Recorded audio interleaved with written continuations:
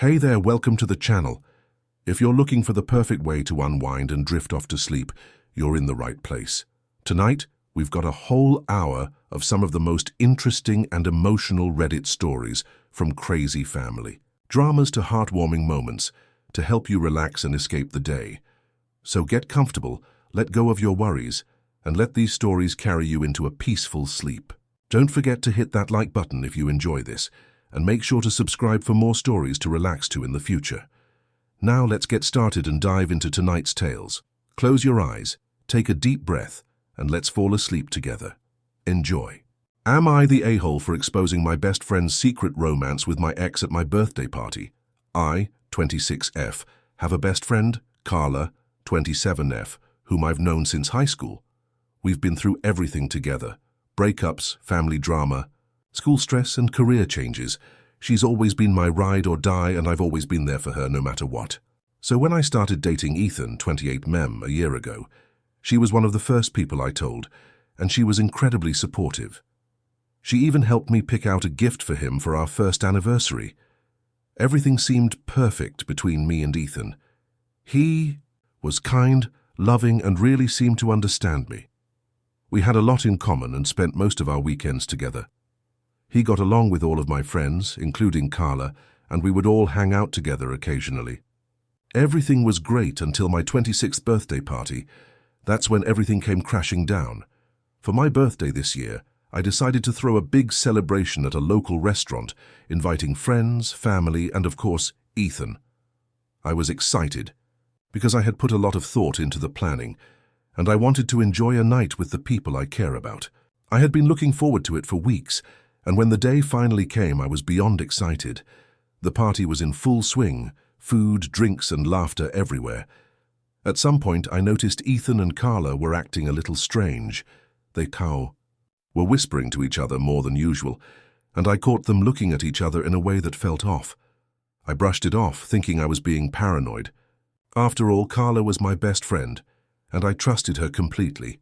Later in the evening, I went to the restroom, and when I returned, I found Ethan and Carla standing way too close to each other in a corner, talking in hushed tones.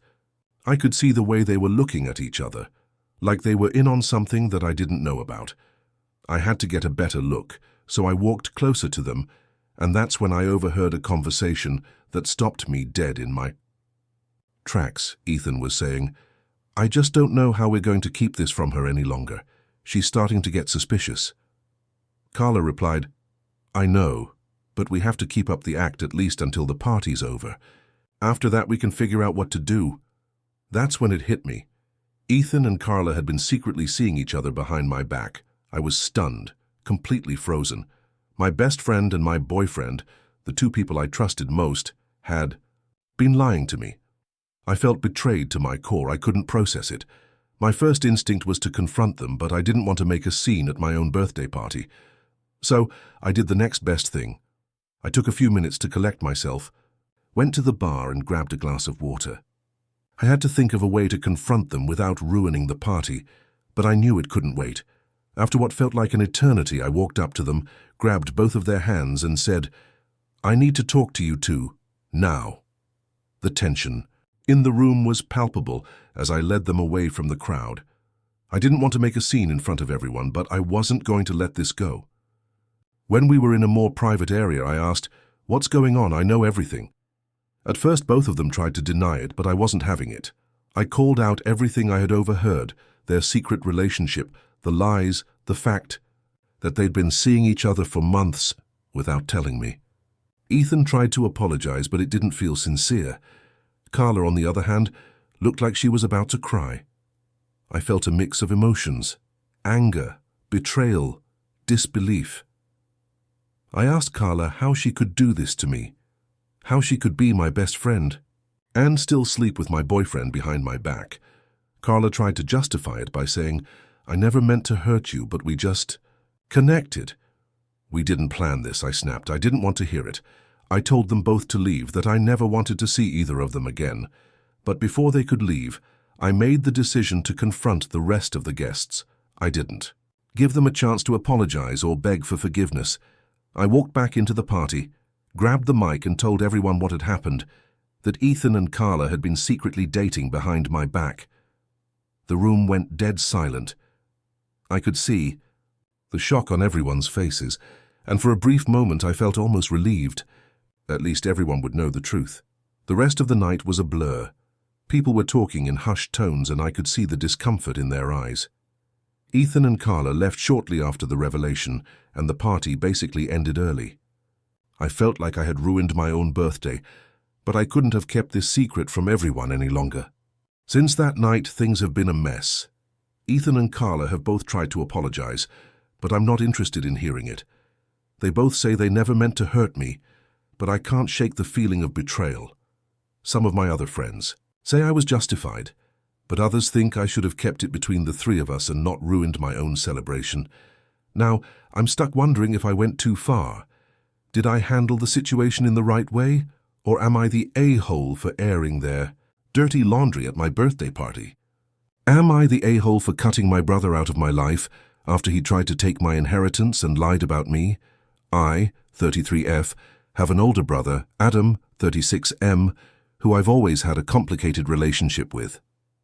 Growing up, Adam was the golden child, the one who could do no wrong in our parents' eyes. He was always the center of attention, and my parents gave him everything he wanted. I, on the other hand, was the overachiever, the one who worked hard for everything I got, and was constantly overlooked in comparison. Now that we're adults, we've had our ups and downs, but I never thought our sibling relationship would get to the point where I'd have to make a decision to cut him out of my life entirely.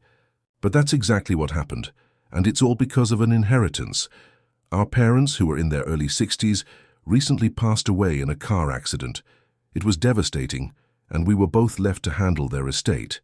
They didn't leave behind much: their house, a small savings account, and some personal belongings. They had a modest lifestyle and didn't have a large amount of wealth, but they were comfortable and took care of the basics. The will was clear. My parents left everything to me, and I was appointed the executor of their estate. They wrote in their will that they trusted me to handle things fairly, and I should use the inheritance to take care of myself and continue to pursue my dreams.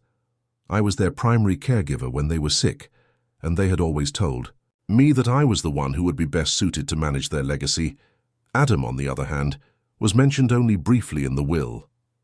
He was to receive a small portion of their savings, but that was it. This upset him greatly. He immediately started making accusations that the will was unfair and that my parents had always favored me. He even tried to claim that I had manipulated them into giving me everything, even though I had no say in the matter. A few weeks after the funeral, Adam started making it clear that he wasn't happy with the will. He demanded that I split the inheritance with him because he felt he was entitled to more.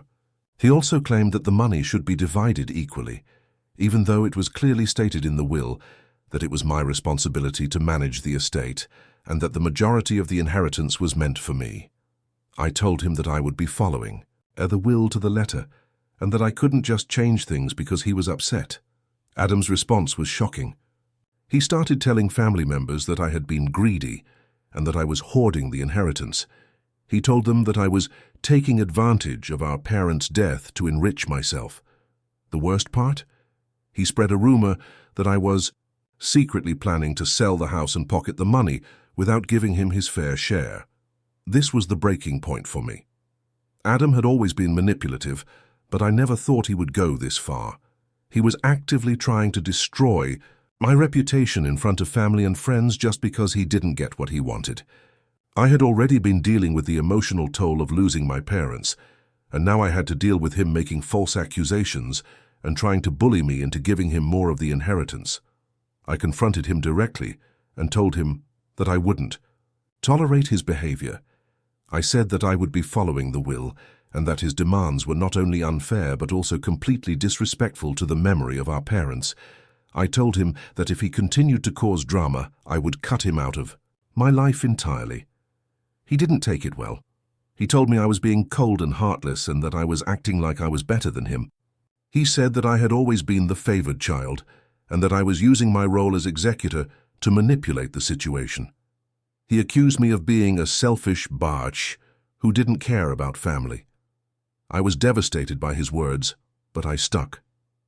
To my guns. A few days later, I made the difficult decision to cut him out of my life. I blocked him on all social media and stopped answering his calls. I didn't want to deal with the constant drama anymore, especially after everything I had been through. He had crossed a line by trying to take what was rightfully mine and by publicly slandering me. Since then, I've received messages from extended family members who are angry with me. They say that I should have compromised with Adam and given him more of the inheritance, or at the very least, I should have tried to maintain a relationship with him for the sake of family. Some of them have even implied that I was being too harsh by cutting him out of my life. On the other hand, some people have supported me, saying that Adam's behavior was unacceptable and that I shouldn't be forced to put up with his manipulation. But I still feel guilty. I've always wanted to have a better relationship with my brother. But now I feel like I've lost him for good. I don't know if I'm overreacting. I feel like I did the right thing by standing up for myself and following the will, but part of me wonders if there was another way to handle the situation. Did I do the right thing by cutting him out of my life, or am I being the a-hole for refusing to compromise? Am I the a-hole for calling off my wedding after my best friend sabotaged it and ruined everything? 28F have been planning my wedding to my fiancé, Sam, 30M, for almost a year. It was going to be the perfect day, everything meticulously organized, the venue booked, the food, the dress, the flowers. Everything was lined up for what I had always imagined to be the best day of my life. I have a best friend, Jenna, 29F, who has been my rock for years. She and I have known each other since high school, and we've been through everything together. She was my maid of honor, and we were both beyond excited for my wedding day. However, things took a turn in the months leading up to the wedding, and I didn't see it coming. A few months before the big day, Jenna started acting a little off. She seemed distracted and distant, and she kept making odd comments about how I didn't need to rush into things with Sam, or how weddings can change things, sometimes not for the better. I brushed it off at first, thinking she was just stressed about being a bridesmaid and everything that comes with wedding planning. But then, a week before the wedding, everything went south. I had asked Jenna to help me with one of the final tasks, picking up the wedding dress from the shop. The shop was about 30 minutes away, and I was busy with other arrangements, so I trusted her to take care of it. She agreed, and everything seemed fine. On the morning of the wedding, I was getting ready with my family and bridesmaids. When I called Jenna to check in, she said she was on her way to the venue. "It's almost time, I'm so excited," she said, but then she dropped a bombshell. "I'm sorry, I couldn't pick up the dress. I accidentally left it at the shop. I didn't realize it until just now." I froze, my heart sank, I couldn't breathe for a second. My wedding dress was still sitting in the shop, and I had no way of getting it in time. Jenna said she would take care of it, but at that point I was too frantic to think straight. I was already in my bridal suite, and there was no time for me to go back and fix it myself. I tried to call the shop, but they were closed for the day. I was panicking, not knowing what to do. I told Jenna to fix it, but she didn't seem in a hurry, saying, "It's okay, it's not a big deal, you can wear something else." But I wasn't about to walk down the aisle in a different dress. This was my day, and that's when Jenna told me something I couldn't believe. "You know, I think maybe this wedding isn't right. You've been so focused on this perfect day, but Sam's not the guy for you. Maybe this is a sign." I was beyond livid. She was actively trying to sabotage my wedding, not just my dress, but my entire day. I confronted her and said, "What the hell is wrong with you? Why are you doing this?" She just shrugged and said, "I just think you need to stop and think about this. Are you sure you want to marry Sam?" In that moment, I knew Jenna wasn't the friend I thought she was. She had been acting strange for a while, but this was too much. She was deliberately trying to ruin my day. I felt so betrayed and hurt, especially because this was my wedding. Something I had dreamed of my whole life. I couldn't go through with it. The dress situation was a huge deal, but it was more than that. The fact that Jenna, my best friend, was actively trying to make me doubt my relationship and ruin the happiest day of my life was too much to ignore. I told Sam everything that had happened. I was crying, I couldn't breathe, and I was in utter shock. Sam was furious with Jenna, but I wasn't sure what to do. He suggested that we could still go on with the wedding, but I just couldn't. I couldn't stand there and pretend everything was okay when I felt so hurt. After talking it through, I decided to call off the wedding that day. I texted the guests and told them there would be no wedding. I knew this would cause a huge scene, but I couldn't go on with it knowing Jenna had deliberately tried to sabotage it. Jenna came to the venue later that day, and I had to tell her she wasn't welcome. She said I was being dramatic, that I should just let things go. She claimed she was trying to help me see the truth, and that maybe Sam wasn't the right guy for me. I told her I couldn't trust her anymore, and that she had ruined everything. Since then, things have been a mess. Jenna has been texting me non-stop, apologizing but also blaming me for overreacting and making everything about the wedding. She said that we'd both be happier in the long run and that I shouldn't be so upset, but I feel so hurt, not just because of what she did to my wedding, but because I feel like she doesn't even care about how she affected me. My family is divided. Some of them say I did the right thing by calling it off, that I didn't need to marry someone just because the wedding was planned. Others say I was being impulsive and emotional and that I should have just gone through with the wedding. I'm struggling. I still love Sam and I'm heartbroken over how everything went down, but I don't know if I can ever forgive Jenna for what she did. I don't know if I can trust her again. So, am I the a-hole for calling off my wedding after my best friend sabotaged it and ruined everything? Am I the a-hole for backing out of being my best friend's maid of honor after she told me to dye my hair to match the bridal party vibe? I, 27F, have been best friends with Amanda, 27F, since we were 11. We've been through everything together. Middle school drama, first boyfriends, college applications, awful roommates, terrible bangs on both sides. I always assumed I'd be her maid of honor.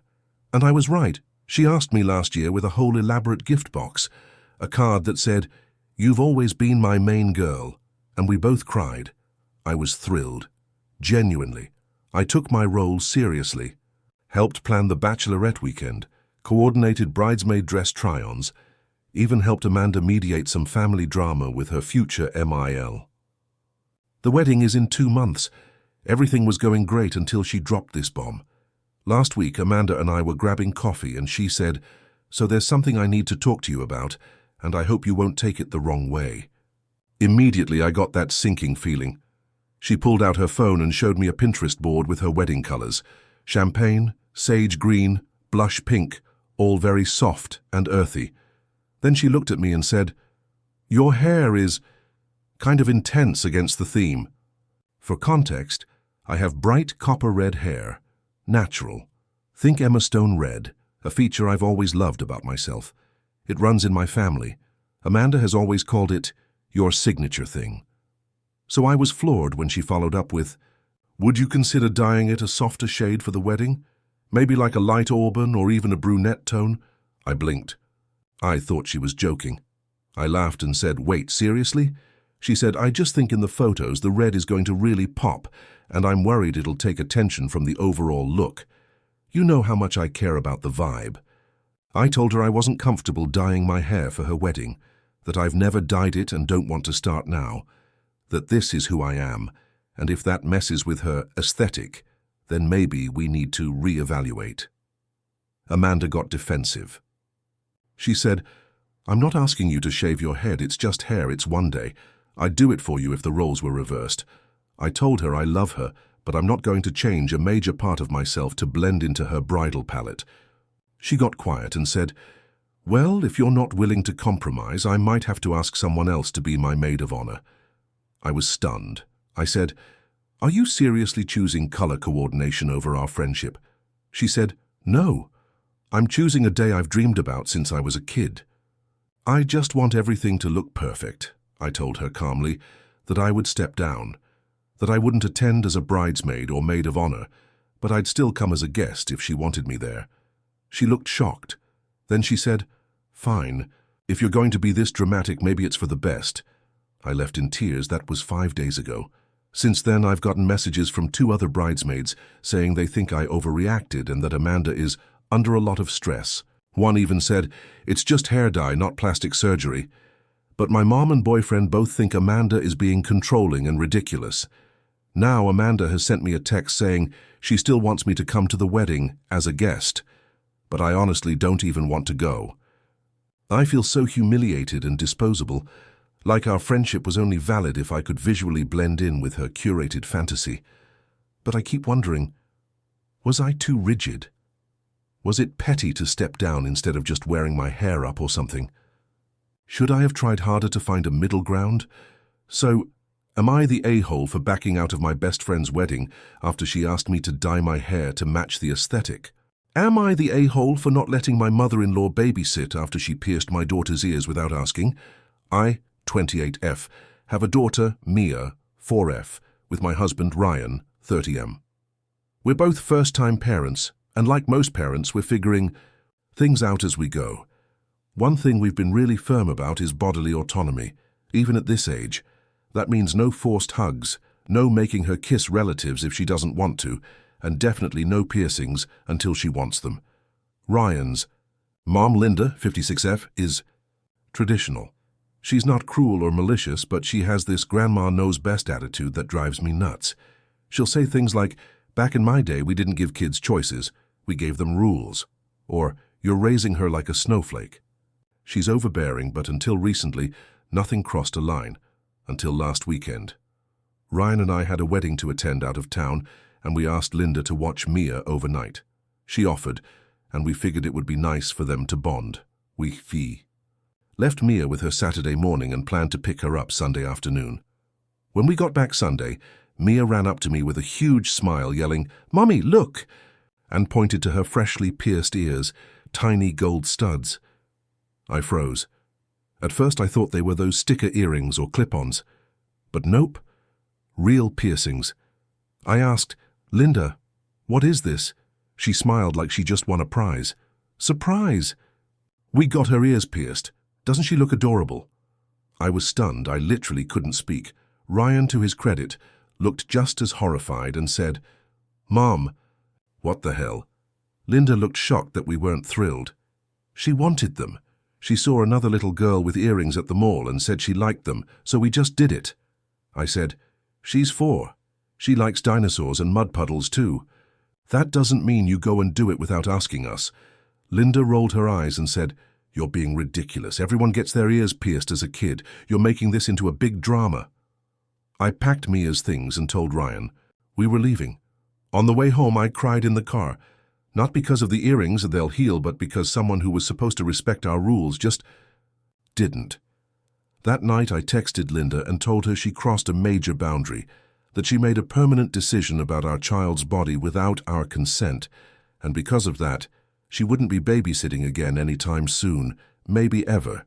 She didn't respond for hours, and then sent a long message saying I was being cruel, that I was punishing her for loving her granddaughter, and that she won't apologize for doing something special.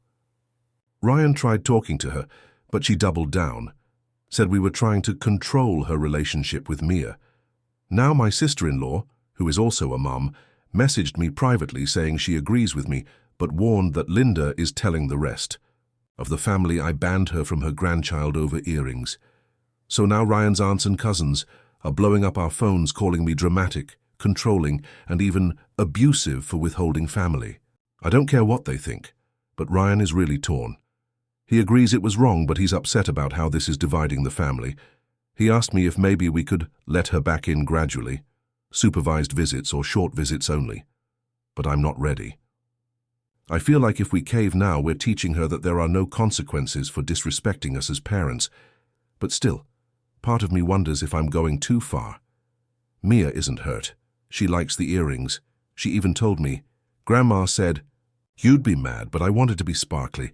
So, am I the a-hole for cutting Linda off from babysitting after she pierced my daughter's ears without permission? Am I the a-hole for skipping my sister's wedding because she didn't invite my daughter, I, 36M, have a daughter, Emma, 9F, and she's the most important person in my life? Her mum and I split when Emma was 3. We share custody, but I've always been the more consistent parent. I coach her soccer team, help with homework, pack her lunches and all that dad stuff. She's smart, sweet and mature for her age. I'm not saying she's a perfect angel, but she's not a handful either. My younger sister, Jenna, 32F, is getting married this summer. It's a destination wedding in Greece, big fancy villa, week-long celebration, whole thing straight. Off Pinterest. Jenna and I were pretty close growing up, and she's always had a bit of a type A personality. She plans everything to a T, always has to have things just so. We love each other, but we're very different people. Anyway, a couple months ago, Jenna sent out the wedding invites, and I noticed something weird. It was addressed just to me, not to me and Emma. I figured it was just a mistake, so I called her. Hey, quick question, I said. The invite doesn't have Emma's name on it. That an oversight? Jenna paused and then said, Oh, yeah, so the wedding is going to be child-free. I was kind of taken aback. Wait, really? Even Emma? She said, yeah, we just want to keep things elegant and relaxed. No kids under 16. It's an adult-only event. I told her I wasn't expecting to bring a whole daycare, just my daughter, her niece. Jenna said she understood, but that she and her fiancé wanted a very specific vibe. Cocktail attire, candlelight ceremony, 5-course dinner, she said. It's not really kid-friendly. I told her Emma isn't some wild toddler. She's almost 10, she sits through dinners, she's polite, she loves dressing up. But Jenna wouldn't budge. It's nothing personal, she said, just a boundary we're setting. I didn't argue in the moment. I said I'd think about it, but truthfully it didn't sit right. Emma's the only child in our immediate family. My sister has no problem posting pictures of her for Instagram likes, but when it comes to the most important day of her life, my kid's not welcome. I spoke with Emma's mum about it. She said she could take Emma that week, no problem. So logistically I could go, but I didn't want to. Not because I needed Emma with me, but because I was hurt. If it were anyone else's wedding, fine. But your own niece, not even letting her attend the ceremony. So I texted Jenna a few days later and said, Hey, I've been thinking. I'm not comfortable leaving Emma behind, especially when she's being excluded. I'm going to sit this one out. She called me right away. You're kidding, she said. You're actually going to skip my wedding over this? I told her, look, I respect that you want a certain type of wedding, but Emma's my family. If she's not welcome, I don't feel welcome. She accused me of being dramatic. This is one day where it's not about being a dad. Can't you just show up and support me? I told her that being a dad doesn't turn off for a day. You're asking me to fly across the world and leave behind the person who means the most to me. And to do that because you don't want your niece in your photos? Come on. That's when it got real tense. She said something like, maybe, if you weren't so wrapped up in playing Superdad, you'd understand what adult events are like. I laughed. Wow, so I guess that's how you see me. We haven't spoken since. My mom called to mediate. She said Jenna was hurt, and that I should have compromised, that Emma would have been fine without me for a few days. I asked her if she would have left me behind when I was 9 just to go to her brother's wedding, and she went quiet. Now my uncle's saying I'm being petty. Some cousins are on my side. One of them even said, honestly, Jenna's always had control. Freak energy. But others are saying things like, it's just a wedding, let it go. Emma doesn't know the full situation. I just told her Aunt Jenna's wedding is far away and they're only having grown-ups. She didn't cry or anything, just said, that's kind of sad, and asked if we could bake brownies that weekend. She's handling it better than I am, but deep down it stings. I don't care about missing the free dinner or fancy wine. What bothers me is that my daughter was treated like a detail that didn't fit the aesthetic, not like family. And maybe I'm extra sensitive about it because I know how much she looks up to Jenna. So, am I the a-hole for skipping my sister's wedding because she didn't invite my daughter? Am I the a-hole for refusing to attend my sister's wedding because she didn't want my daughter there? I, 34F, have a daughter named Lily, 8F. She's my world. I had her when I was 26, and her father isn't in the picture. He left when I was pregnant. It was hard raising her alone, but I had support from my mom, my friends, and for the most part my sister Anna, 31F. Anna and I were close growing up. Typical sibling stuff. Some fights here and there, but we always had each other's backs. That started changing when I had Lily. Anna didn't seem very excited when I announced my pregnancy, but she came around, Or at least I thought she did. She helped out sometimes, bought Lily gifts on holidays, and babysat a few times in the early years, but she was never overly affectionate with her. Anna's always been career-focused. She's worked hard and made a name for herself in corporate law. She recently got engaged to her long-term boyfriend, Mark, and their wedding is set for June. They're doing a big destination wedding in Italy, very upscale and expensive. About a month ago, Anna called me to talk about logistics for the wedding. We were going over travel details when she suddenly said, "By the way, we're keeping the ceremony and reception child-free. I hope you understand." I was a little surprised. I knew some people did child-free weddings, but I figured Lily would be an exception. She's the only child in our immediate family. Plus, she's well-behaved, especially for an 8-year-old. She's not the type to scream or throw tantrums. I asked, "Wait, so Lily can't come at all?" Anna replied, "No, we're not having any kids. It's just simpler, more elegant. You know how weddings can get chaotic with children." I said, "But she's your niece. She's not a toddler. She knows how to behave. She'd be heartbroken if I left her for a week." Anna just said, "I know it sucks, but this is our vision.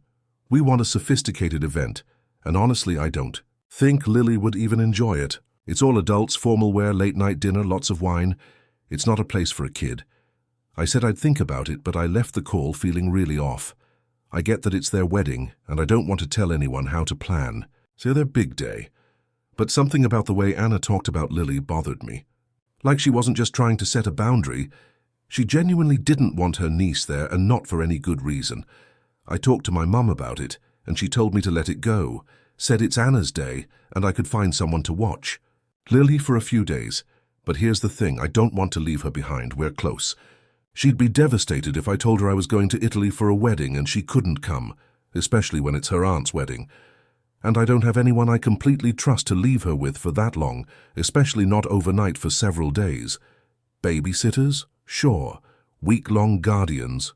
Not really. So I called Anna back a week later and told her that if Lily wasn't welcome, I wouldn't be attending.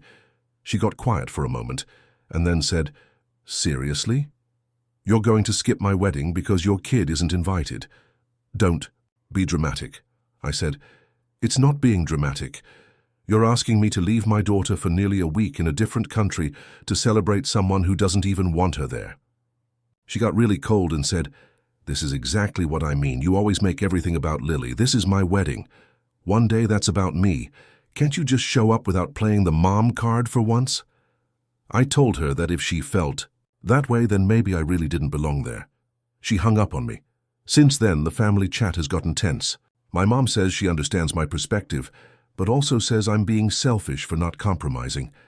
My uncle told me he respects my choice, but that he thinks I'm making a statement at the cost of a relationship. A few cousins say I'm being too sensitive, but one cousin who's a mom backed me up and said she wouldn't have gone either. I don't know anymore. I don't want to miss my sister's wedding, but I also feel like I'm standing up for my daughter and myself. I can't help but think Anna is showing me how little she thinks of my role as a mom. Lily doesn't know the details. I just told her that her aunt's wedding is adults only, and she shrugged and asked if we could make cupcakes together that weekend instead. She's taking it better than I am. But I still feel conflicted. Am I the a-hole for refusing to go to my sister's wedding because she didn't invite my daughter? Am I the a-hole for backing out of being my friend's maid of honor after she demanded I lose weight for her wedding photos? I, 27F, have been best friends with Claire, 28F, since high school. We were inseparable, same friend group, same college. Dorm, same everything. She's loud, fun and dramatic, while I'm more quiet and laid back. We balance each other out. When Claire got engaged last year, she asked me to be her maid of honor. I was thrilled. I cried. She cried. We popped champagne. I immediately started helping her with planning, vendors, dresses, the works. Now here's the thing. I'm a plus-sized woman. I've always been bigger. It's never been a thing between us. Claire's never made me feel bad about it. Until recently. About 2 months ago, we went dress shopping with the rest of the bridesmaids. Claire wanted us all in matching silk slip dresses. No sleeves, no shapewear allowed, her words. I tried one on and yeah, I looked like a melted candle. I was uncomfortable, but I smiled through it. It's her day. Later that week, she texted me and asked if we could chat. She invited me over and gave me this whole weird speech about how weddings are visual experiences and how she wants everyone to look cohesive and elegant. Then she said, "Would you be open to, like, working with a trainer for a few months? Just to tone up? Nothing drastic, just so we all match." The vibe in photos. I stared at her. At first I thought she was joking. I laughed and said, "Claire, are you asking me to lose weight for your wedding?" She got all flustered. "No, I mean, not like that. I just think we should all be putting in effort. Like, I've been dieting and doing Pilates. You're the maid of honor. You'll be in every picture. I just want us to look, like, polished." I was stunned. I told her flat out, "If I'm too fat for your wedding photos, maybe I shouldn't be in them." She panicked and backpedaled, saying I was twisting her words and that she meant it kindly. I said, "There's nothing kind about asking your best friend to shrink her body for your aesthetic." I went home and cried. A few days later, I sent her a message saying I couldn't be her maid of honor anymore. I didn't make a huge scene, just told her I felt hurt and disrespected and I needed some space. That's when the real drama started. Claire freaked out. She called me screaming, saying I was selfish and punishing her for being honest. She said, "You're my best friend. You're supposed to help make this day perfect." I told her, "Not if perfect means making me feel like a prop." She's since replaced me with another bridesmaid, someone thinner, obviously, and now several of our mutual friends are taking sides. Some say I was right to stand up for myself. Others say I overreacted and should have just worn a different dress or sucked it up for the day. My mom is firmly on my side. She told me, "No friend who values you makes you feel like that."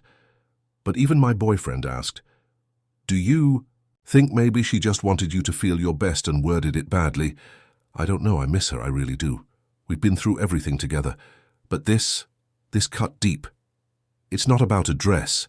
It's about what she thinks of me. Or maybe always has. So am I the a-hole for backing out of being maid of honor because my best friend asked me to lose weight for her wedding photos? Am I the a-hole for refusing to split my inheritance with my half-siblings? I, 35 mem, recently lost my father. It's been a rough few months. We weren't super close growing up. He worked a lot and wasn't the most emotionally available guy, but in the last decade we reconnected. When I got divorced 3 years ago, he really stepped up. We'd go fishing, talk every weekend, and he became a great grandpa to my daughter. It meant a lot. My dad was married to my mum for 15 years. I'm their only child. They divorced when I was 12 after he cheated on her with the woman who later became his second wife, Beth. They had 2 kids together, my half-siblings Jake, 21M, and Sophie, 19F. I never had a close relationship with them. Not because I didn't try, but because Beth never made it easy. When I visited Dad's house during high school, she'd make these passive-aggressive comments like, "Well, we have to make room for his son again," and she'd constantly compare me to Jake, even when he was a literal toddler. Eventually, I just stopped going. Dad and I met up outside the house, and I barely saw his other family for years. Fast forward to last year. Dad got sick, late-stage cancer. I was the one who took him to appointments, managed his meds, and handled all the paperwork. Beth and the kids were barely involved. Jake was off at college partying, and Sophie only came around when she needed money. I'm not saying that to be mean, it's just the truth. Even the nurses noticed it. A week after the funeral, I got a call from my dad's lawyer. Turns out he left everything to me, his house, his savings, his car. I was shocked. I didn't even know he had updated his will, but apparently he did it 6 months before he passed. The lawyer said he told Dad to think about splitting things, but Dad insisted. His exact words were, "One of my kids was there when it mattered, the others will be fine." When I told Beth and the kids, it blew up. Beth called me screaming, "You manipulated him. You waited until he was weak to steal from your siblings." Jake sent me a long email accusing me of being a vulture. Sophie posted on social media, calling me a greedy half-brother who thinks blood means nothing. I stayed quiet for a few days. Then I sent them all a message. "I'm sorry you're upset. I didn't ask for any of this. I didn't even know he changed the will, but I was there for months while you lived your lives. I was cleaning up vomit, arguing with doctors, and watching him waste away. You want to call me greedy? Fine, but I earned every dollar of what he left me, Beth replied. You'll regret this when you're alone just like he was. I haven't responded since. My mum says I should offer them something, not because they deserve it, but to keep the peace. A few friends think I should at least give them symbolic amounts, but others, including my girlfriend, say I shouldn't give them a penny. They want the benefits without the burden, she said. I'm not rich. The house and money will help me finally pay off debt and maybe get my daughter into a better school district. But part of me still feels guilty, like I'm choosing money over family, even if they've treated me like a stranger for years. So, am I the a-hole for keeping the full inheritance and not sharing with my half-siblings? Am I the a-hole for skipping my cousin's wedding after being told I wasn't pretty enough to be a bridesmaid? I, 26F, come from a big, tight-knit family. Think constant group chats, chaotic Thanksgivings, and cousins who double as siblings. My cousin Nicole, 27F, and I grew up especially close. We had sleepovers every weekend, shared clothes, even got matching tattoos when we turned 18. So when she got engaged last year, I assumed I'd be part of the bridal party. She hinted at it for months, said things like, just wait till you see the dresses and we're going to look so good walking down the aisle together. Then came the official bridesmaid announcement, a group text with a Canva collage of the chosen girls, complete with cutesy captions like, My Girls, and the I Do crew. I wasn't in it. I figured there must have been some mistake, so I texted her privately. I said, hey, just wanted to check. Did you forget to add me to the bridesmaid group? She left me on read for an hour, then finally replied, hey, so I wanted to talk to you about that. I love you so much, but I had to make some really tough decisions. I went with people who really fit the aesthetic. It's nothing personal. I still want you there, and can't wait to see you all dressed up as a guest. I didn't even know how to respond. Now for context, I'm not conventionally attractive. I'm on the heavier side, I don't wear makeup often, and I have a visible birthmark on my cheek. I've never been ashamed of how I look, but I've always known I didn't fit in with Nicole's Instagram perfect world. Her friends are all tall, thin, perfectly styled. They go to Pilates together and post matching mirror selfies. Still, this hit different. I called her the next day and straight up asked, did you not ask me to be a bridesmaid because of how I look? There was a long pause and she said, it's not just that. I had to be mindful of the overall vibe. You don't like dresses, you don't wear heels, and honestly, I didn't want you to feel uncomfortable up there.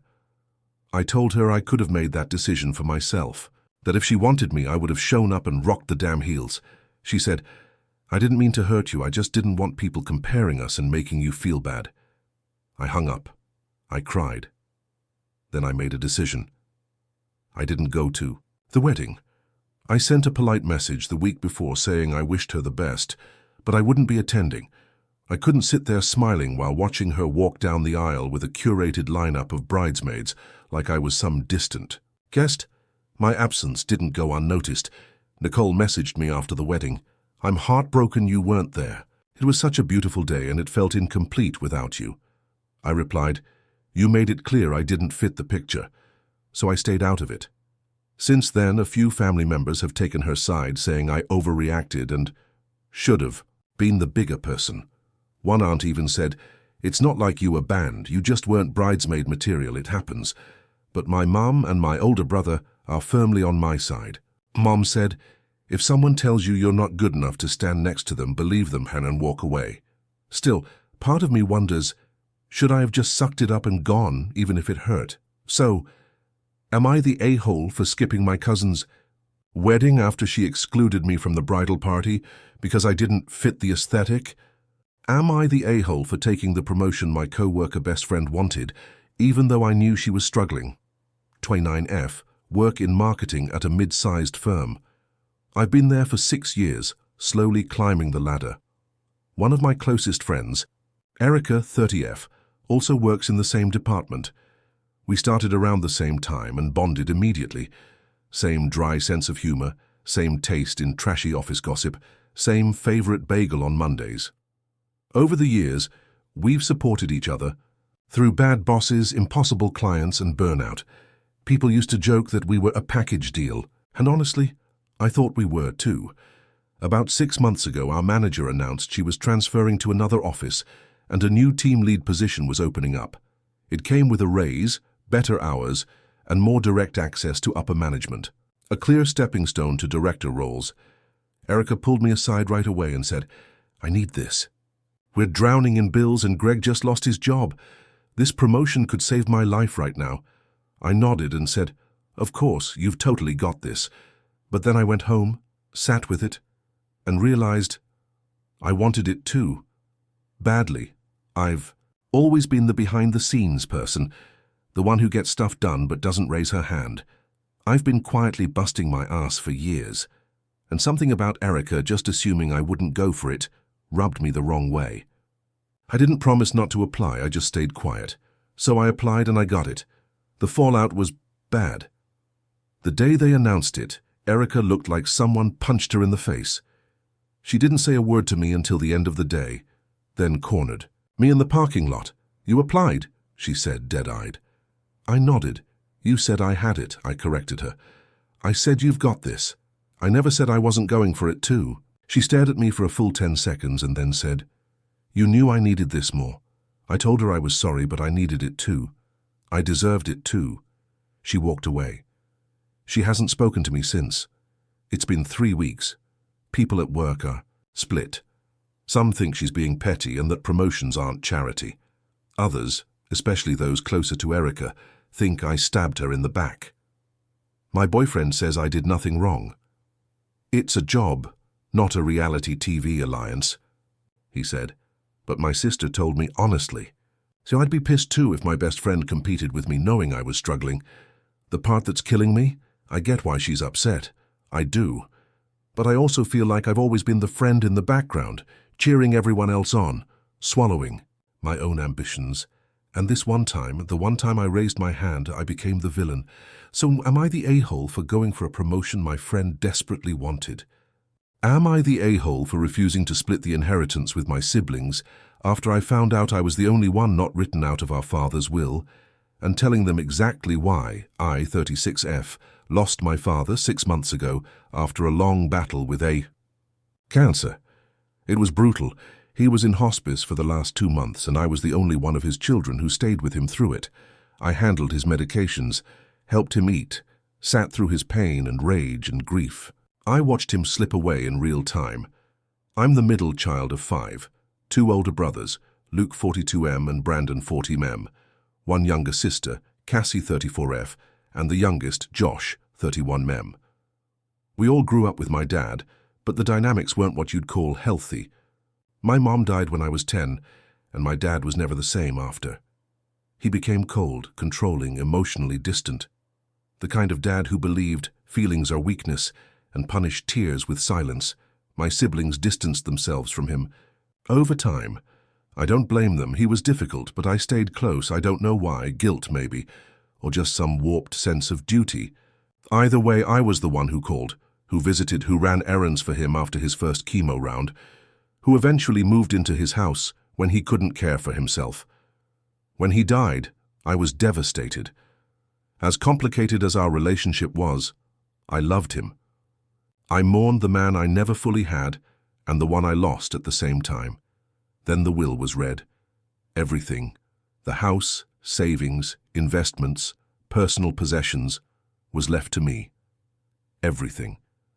There was one line in the will that said, "My other children have made it clear through words and actions that I am not part of their lives, and so they are not included in the inheritance. I leave everything to my daughter, the one who stayed." I was stunned. I didn't know how to tell my siblings. I honestly thought he would have split it evenly, or at least left something for each of them. When I finally told them, over a group video call, the reaction was immediate and ugly. Luke called it bullshit and accused me of manipulating Dad in his final months. Brandon demanded I send him his rightful share. Cassie cried and said she couldn't believe I would let money come between us. Josh just sat there shaking his head like I'd personally betrayed him. I told them I didn't know the will would say that I didn't ask for this, that I had given up a year of my life to care for him, something none of them offered to do. Luke said, You only did that to cash out. That broke something in me. I told them, flat out, no, I did it because he was dying and no one else cared enough to help. And maybe he noticed that. Maybe he saw who showed up and who didn't. Brandon said he was an abusive bastard, and we left for our own survival. You can't fault us for that.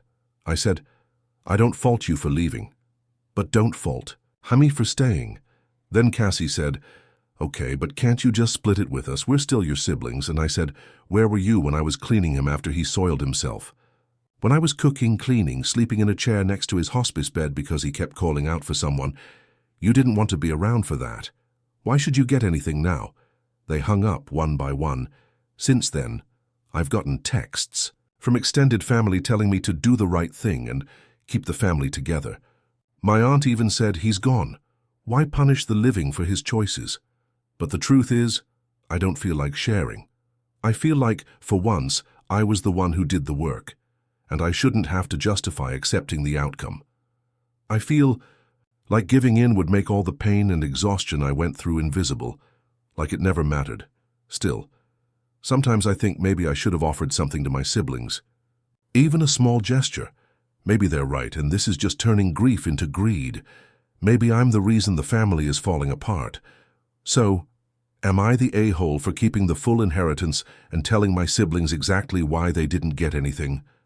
Am I the a-hole for kicking my sister out of my house after she secretly fed my baby formula when I'm breastfeeding? I, 32F, gave birth to my daughter Ava 3 months ago.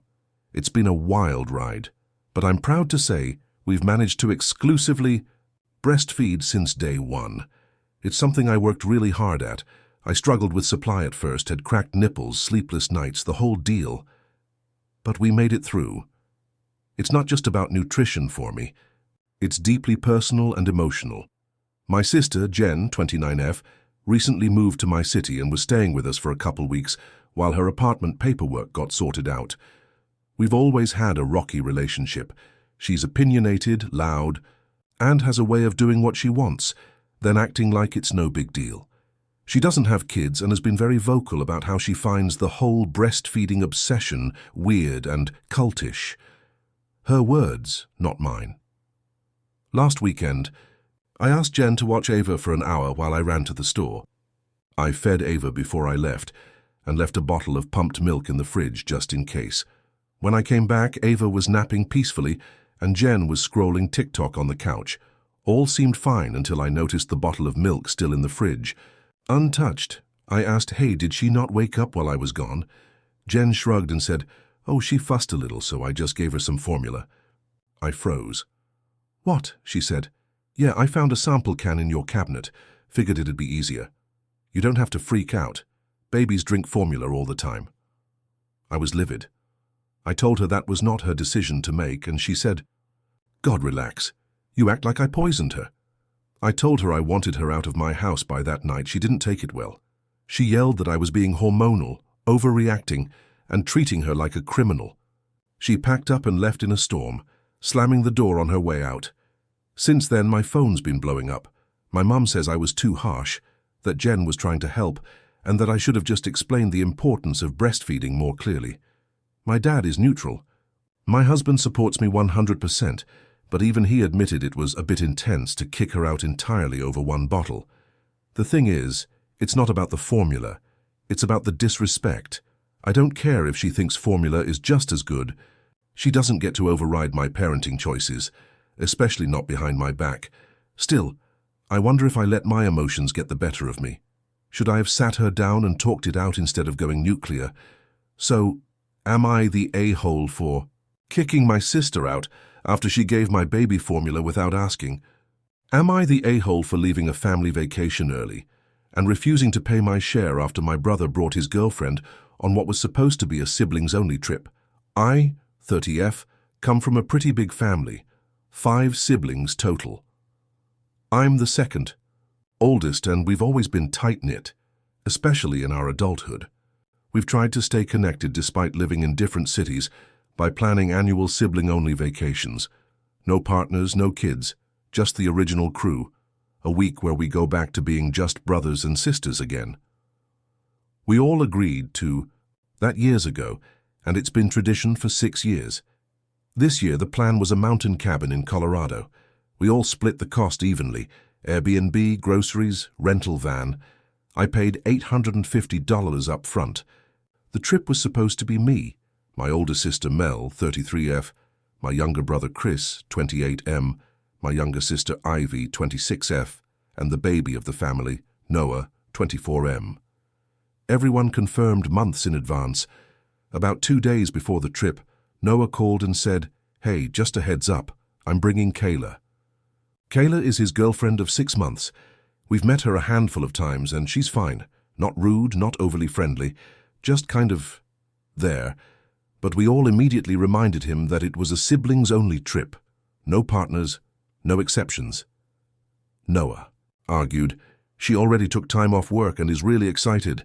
I thought it'd be fine since she's cool." We said no. He agreed, reluctantly. Fast forward to arrival day, I show up at the Airbnb, and guess who walks in 5 minutes later? Kayla. Rolling in a bright pink suitcase and holding a Starbucks. I asked Noah, "What is she doing here?" He said, "I couldn't leave her behind. She already booked time off, and it's not like she's a stranger." I looked at Mel and Chris. We were all stunned. Ivy didn't say anything, just went to her room. So now we have 6 people in a 5-bedroom cabin, 1 bathroom short of what we actually need, and someone who was never supposed to be here. Every group dinner, every hike, every late-night card. Game. Kayla is there. She doesn't even try to blend in. She clings to Noah like a barnacle, constantly whispering to him, asking for separate snacks, and refusing to participate in sibling traditions. For example, every year we do a sibling roast night, where we all take turns playfully roasting each other. Kayla said, "That's mean. I don't like negative energy," and Noah asked if we could skip it for her comfort. We did. I was furious. 3 days in, I had enough. We were supposed to go kayaking, and when I woke up, Noah and Kayla were already gone. They decided to go exploring alone. I snapped. I packed my bags and left without saying much. I texted in the group chat that I was going home early and would not be paying the rest of my share since the agreed-upon trip had been violated. Noah blew up. He sent a string of texts saying I was selfish, dramatic, and trying to ruin something. "Good," he said. "Kayla felt so unwelcome and awkward because of your energy and accused me of bullying her." I responded that I wasn't rude. I just didn't want her there, and that was clear from the start. Now my siblings are split. Mel and Chris are on my side saying Noah disrespected the boundaries and turned a tradition into an awkward mess. Ivy says I should have just stayed and made the best of it, since it was already ruined. Our mom, of course, wants us to talk it out, but Noah isn't responding to my messages, and Kayla apparently told him I gave her dirty looks the whole time, which I didn't. My parents have since Venmo'd me $300 to help smooth things over, but I haven't sent Noah any money back, nor do I plan to. The group chat is dead. Our vacation plans for next year are up in the air. And honestly, I feel like something between us is just broken now. So, Reddit, or you, dear reader, am I the a-hole for leaving early and refusing to pay my full share because my brother brought his girlfriend on what was supposed to be a siblings-only trip? Am I the a-hole for kicking my mother-in-law out of my daughter's birthday party after she tried to give her a real gift behind my back? I, 32F, am married to Jason, 34M, and we have a daughter, Lily, who just turned 5 last weekend. We planned a birthday party at our house. Nothing too extravagant, just backyard decorations, a bounce house, some games, and cake. It was supposed to be a sweet, fun day for our little girl, and for the most part it was, until my mother-in-law, Carol, decided to make it about herself. A bit of backstory. Carol and I have always had a strained relationship. She has very strong opinions about parenting, and makes it clear she thinks I'm too soft with Lily. She believes in toughening kids up early, and has made passive-aggressive comments over the years about me babying my daughter. Jason usually brushes it off with, "That's just how she is." And while I've set boundaries before, she finds ways to test them. One major rule we've had from day one is no gendered stereotypes or backhanded gifts. Lily loves trucks, bugs, dinosaurs, and is currently obsessed with space.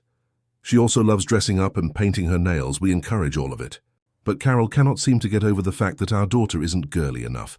For her 3rd birthday, Carol gave her a fake cleaning set and said, so she can learn early. For her 4th, she gave her a princess dress that was 2 sizes too small and said, well, maybe this will motivate her to slim down a little. Lily was 4. That one almost ended in a screaming match. This year I made it crystal clear, through Jason and in our group texts, that gifts were optional, and if people did bring something, to please respect Lily's interests. The party started off great. Lily was thrilled. She wore a sparkly NASA shirt, played with her cousins, and ate far too much cake. Then I noticed Carol pulling Lily aside into the garage. I followed. I had a feeling. And there she was, kneeling next to Lily, holding out a small wrapped box and whispering, "Don't show this to Mummy yet, okay?" I stepped in and said, "What's going on?" Carol got flustered and said, "Oh, I just wanted to give her something special. No big deal."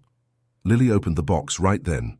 Inside was a pair of real gold earrings, clearly expensive, and a little card that said, "For when you're ready to be a real little lady." Lily looked confused and said, "But I don't have my ears pierced." Carol smiled and said, "Grandma will take you. It'll be our little secret." I lost it. I told Carol to leave. Right then. She tried to argue, saying I was overreacting, hand-ruining Lily's special moment. I told her, "What you're doing is manipulative and disrespectful. You were told the boundaries. You chose to ignore them, and now you're done." Jason backed me up, though a bit hesitantly.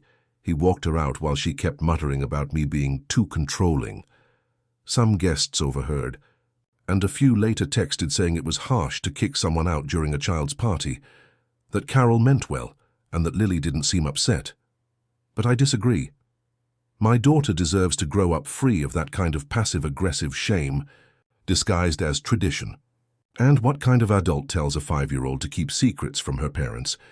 Now Jason is stuck in the middle. He supports me but feels guilty because his mom's feelings are hurt. His sister called me a gatekeeping momzilla and said, "I humiliated their mother in front of everyone." I haven't responded. I don't feel bad for protecting my kid, but I do wonder if there was a better way to handle it. Should I have just taken the earrings away quietly? Should I have waited until after the party? So, am I the a-hole for kicking my mother-in-law out of my daughter's party for giving her a secret gift? Am I the a-hole for exposing my best friend's emotional affair in front of everyone at her engagement party?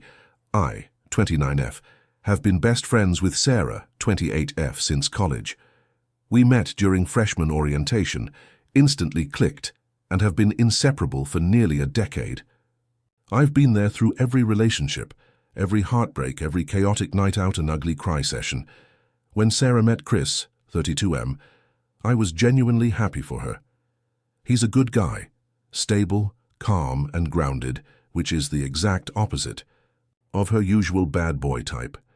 They started dating seriously about 2 years ago, got engaged 6 months ago, and just last month had a big, beautiful engagement party. The thing is, Sarah hasn't exactly been faithful. No, she hasn't technically slept with anyone else, but she has been carrying on a very intimate, very flirtatious, very emotional relationship with a guy named Aaron, 30M, her co-worker. I've seen the texts. I've overheard the late-night calls. I've watched her fix her makeup before FaceTiming him and say, "He just gets me in a way Chris doesn't." I asked her straight up one night, "Are you cheating on Chris?" She said, "No. It's not like that. Aaron is just a friend, but I can tell him things I can't tell Chris. It's harmless." I told her if she's sharing her soul with another man and hiding it from her fiancé, it's not harmless. She brushed me off. I love Chris. Aaron's just an outlet. An outlet. Right. I kept my mouth shut for a while, but it got worse. Sarah would cancel date nights with Chris to work late, but I knew she was out having drinks with Aaron. She once said, "I think if I'd met Aaron before Chris, things would be different." That's when I realized she was in love with this man and still planning a wedding with someone else. Now here's where it gets messy. At her engagement party, things were going smoothly. Music, drinks, speeches, the whole 9 yards. I watched. Sarah disappear for 15 minutes and come back giggling, her lipstick smudged. I didn't want to assume the worst, but then I saw Aaron, yes, she had invited him too, coming out of the hallway, adjusting his shirt. I snapped. I pulled Sarah aside and said, "What are you doing? You just disappeared with Aaron. Did you seriously hook up with him at your own engagement party?" She had the nerve to laugh and say, "Relax, it wasn't a big deal, we just kissed, it's not like I slept with him." I lost it. I told her she didn't deserve Chris, that this wasn't a harmless flirtation anymore, that she was actively betraying the man who trusted her, the man who was standing 20 feet away, thanking guests and talking about their future. And then I did it. I walked back to the mic, the one we were using for toasts, and before I could overthink it, I said, "Before we raise a glass to Sarah and Chris, I just want to say one thing. If you're emotionally involved with someone who isn't your fiancé, maybe you shouldn't be throwing engagement parties. Maybe you should be honest instead of stringing people along." It was like a grenade went off. People gasped. Sarah rushed over and tried to grab the mic. Chris looked confused, then horrified. Aaron vanished, literally disappeared. Sarah screamed at me in front of everyone, calling me jealous and bitter and crazy. I left. 2 days later, Chris called me. He asked if what I said was true. I told him everything. The texts, the late-night talks, the kiss, the doubts, everything. They broke off the engagement a week later. Sarah is furious with me. She said I ruined her life, that I humiliated her, that I betrayed our friendship. Her parents called me vindictive. Her sister posted a vague story about snakes pretending to be friends. Some mutual friends think I could have handled it privately, but others, and even people I barely know, have messaged me saying I did the right thing, that if the roles were reversed, they'd want someone to tell them. Still, I wonder, was it my place? Was I too harsh? Should I have stayed out of it and let it implode on its own? So, am I the a-hole for exposing my best friend's emotional affair at her engagement party? Am I the a-hole for sabotaging my co-worker's promotion after she tried to take credit for my work? I, 27F, work as a marketing coordinator at a mid-sized company. I've been with the company for about 3 years now, and things have been going really well. I've always been a hard worker, and over the past year I've taken on more responsibilities, which have been noticed by higher-ups. Enter Vanessa, 29F, a colleague who was recently hired as a senior marketing manager. She has the kind of personality that's always bubbly and outgoing, but to be honest, I've never felt completely comfortable around her. I don't want to sound paranoid, but I've always had a sense that she likes to play the nice girl card, while secretly trying to edge out anyone who might pose a threat to her advancement. At the company, promotions are hard to come by, and only a few people get a chance to move up each year. There's a lot of competition and everyone is constantly trying to prove themselves. So, about 2 months ago, I started working on a big project, a rebranding campaign for one of our major clients. This project was going to be the biggest of the year, and I was put in charge of leading the strategy. I worked late nights, pulled in extra hours, and made sure everything was perfect. I poured my heart and soul into it.